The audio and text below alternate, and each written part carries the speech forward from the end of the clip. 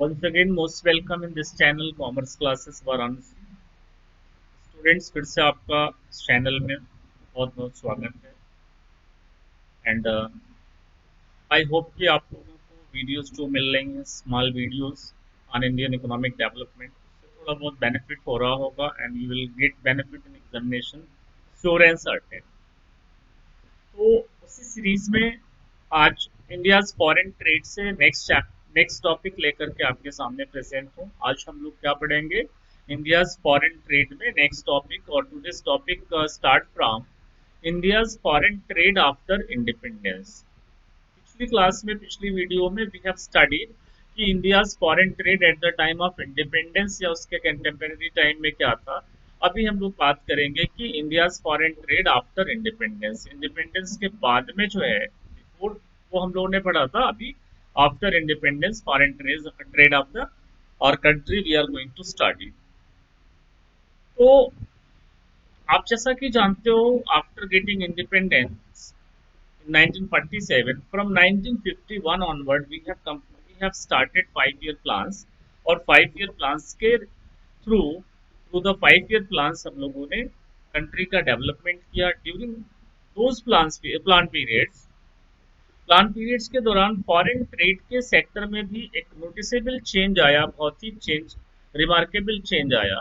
उसको हम लोग डिस्क्राइब करेंगे। कुछ यहाँ पे ब्रीफ पॉइंट्स हैं respect of amount composition direction, कि हमारा फॉरेन ट्रेड का वॉल्यूम या अमाउंट क्या हुआ करता था, क्या हुआ, कितना चेंज वहाँ पे आया, एज वेल एज कंपोजिशन क्या हुआ, कौन से गुड्स के अब हम एक्सपोर्ट इंपोर्ट करने लग गए, डायरेक्शन ऑफ ट्रेड क्या रहा, मीन्स की अब हम किन किन कंट्रीज के साथ बिजनेस या फॉरेन ट्रेड करने लग गए। तो now come to start the point. यहाँ पे मैं आपको एक टेबल शो कर रहा हूँ। ये table India foreign trade during the different plan period आपको शो करेगा, आपको डिस्प्ले करेगा। आप अगर से यहाँ पे देख सकते हो अपने स्क्रीन पे, आप अपने स्क्रीन पे सिंपली देख सकते हो, देन यू मे गेट कि हमारा फर्स्ट प्लान पीरियड जो था 1951 से 56 तक, उस टाइम में 3651 करोड़ का इंपोर्ट एंड एक्सपोर्ट, 3109 करोड़ का टोटल। अगर से फॉरेन ट्रेड की बात करें तो 6360 करोड़ का फॉरेन ट्रेड होता था। सेकेंड प्लान में वैसे ही देखें तो 5402 करोड़ का इंपोर्ट हो रहा है, जबकि एक्सपोर्ट 3063 करोड़ का हो रहा है। टोटल अगर से हम बात करें कि टोटल हमारा फॉरेन ट्रेड क्या था, तो टोटल फॉरेन ट्रेड हमारा था 8465 करोड़ का। तो ग्रेजुअली एज वी मूव, जैसे जैसे हम आगे नेक्स्ट प्लान्स पे बढ़ते जा रहे हैं, तो नेक्स्ट प्लान्स पे जैसे जैसे बढ़ते जा रहे हैं, हमारा फॉरेन ट्रेड बढ़ रहा है। नो डाउट, नो डाउट हमारा फॉरेन ट्रेड बढ़ रहा है। आप देख लो, 10th प्लान में हमारा फॉरेन ट्रेड 46,10,335 करोड़ का होता है।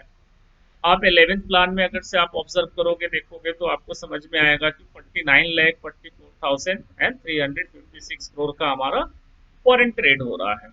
ऐसे ही अगर से आप लास्ट जो हमारा प्लान था, 12 प्लान, जिसका ड्यूरेशन था 2012 से 2017 तक, उसमें अगर से हम टोटल फॉरेन ट्रेड की बात करें तो हमारा फॉरेन ट्रेड कितना था?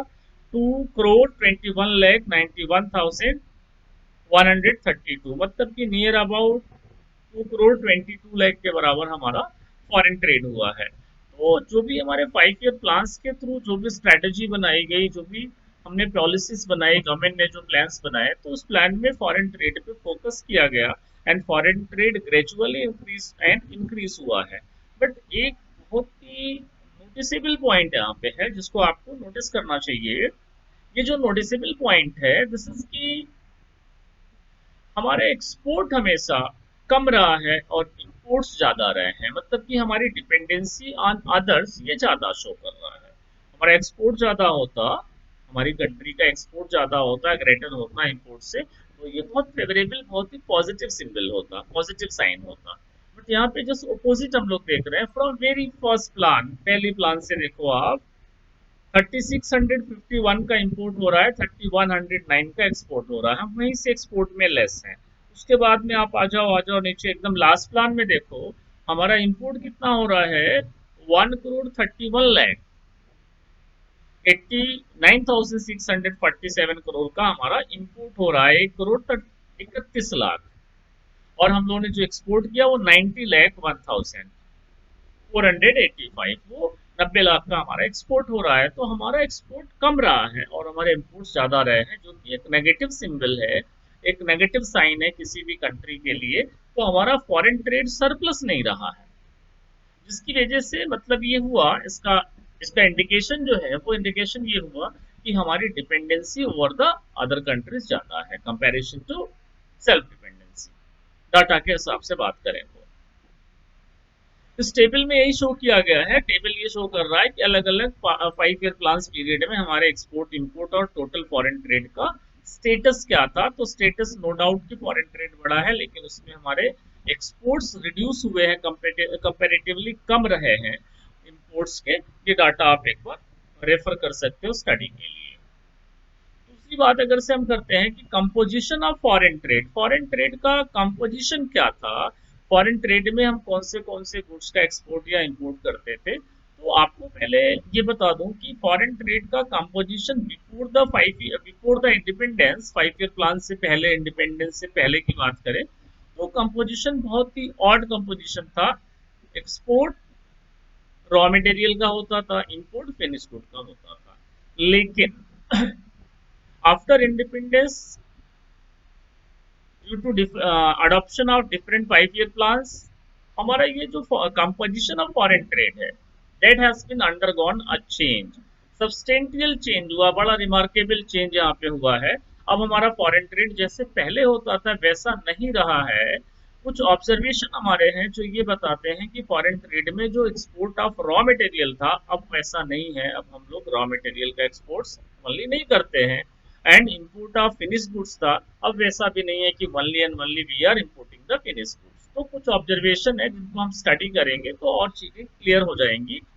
पॉइंट नंबर 1 अगर से ऑब्जर्वेशन पे हम ध्यान दें, फर्स्ट ऑब्जर्वेशन पे अगर से हम बात करें तो एग्रीकल्चरल एक्सपोर्ट्स का शेयर घटा है। एग्रीकल्चरल एक्सपोर्ट का शेयर घटने का मतलब है कि हम रॉ मटेरियल या प्राइमरी गुड्स अब हम कम एक्सपोर्ट कर रहे हैं, we are exporting less primary goods.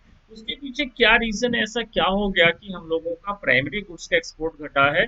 हालांकि प्राइमरी गुड्स का या रॉ मटेरियल का एक्सपोर्ट रिड्यूस होना एक पॉजिटिव सिंबल होता है, पॉजिटिव साइन है।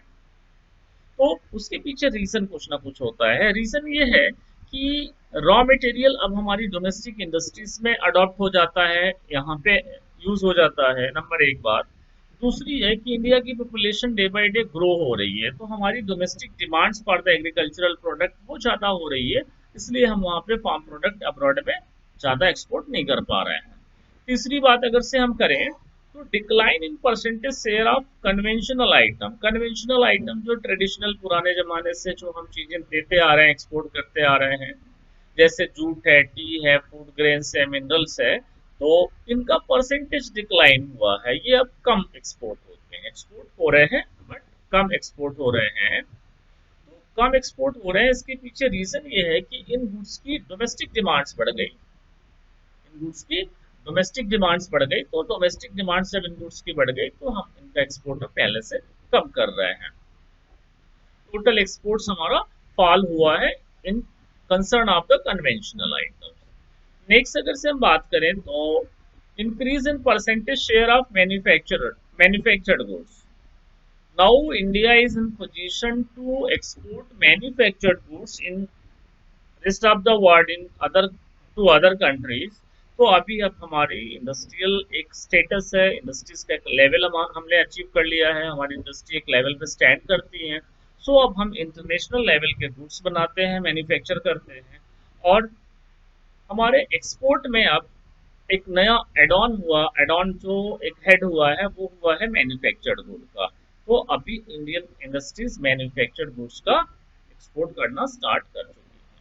तो देखो पहले हमारा फॉरेन ट्रेड का सिनेरियो सिस्टम बिल्कुल डिफरेंट था। अब प्रेजेंटली मींस आफ्टर इंडिपेंडेंस हमारा फॉरेन ट्रेड का सिस्टम काफी डिफरेंट हो गया है।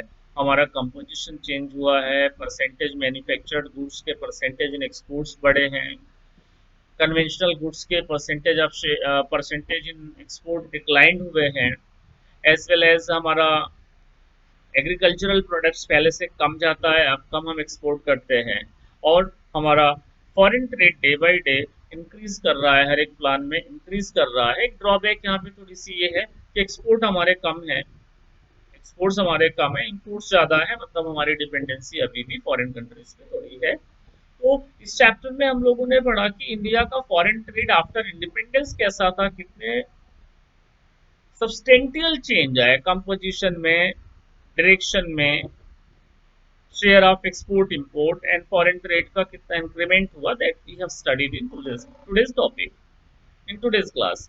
तो ठीक है स्टूडेंट्स, अब इसके बाद हम लोग नेक्स्ट क्लास में इसका नेक्स्ट टॉपिक स्टडी करेंगे, नेक्स्ट टॉपिक पढ़ेंगे। आप लोग वीडियोस को थोड़ा देखते रहिए, एक बार मेमोराइज हो जाएगा, once you listen twice you listen. Specially जो क्लास 12 के स्टूडेंट्स हैं उनके लिए बहुत ही बेनिफिशियल हो सकता है अगर से आप इसको ध्यान से सुने तो। एंड कॉम्पिटिटिव एग्जाम्स के लिए भी ये बेनिफिशियल है, बट 12th के लिए ज़्यादा बेनिफिशियल है, बिकॉज उनका ये पूरा का पूरा सीबीएसई का कोर्स है, जिसको कि वीडियो के फॉर्म में मैं प्रेजेंट कर रहा हूँ, आप तक अवेलेबल करा रहा हूँ थ्रू द कॉमर्स क्लासेस, जिससे कि आपको थोड़ी बेनिफिट मिले।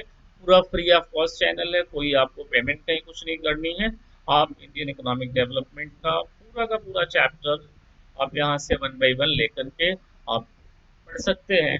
इसलिए अगर से आप क्लास 12 के स्टूडेंट हैं सीबीएसई में, तो आपके लिए ये वीडियोस बहुत ही इंपॉर्टेंट है, जिसके लिए आपको commerce classes Varanasi channel subscribe करना होगा, जो आपके लिए फ्रूटफुल होगा।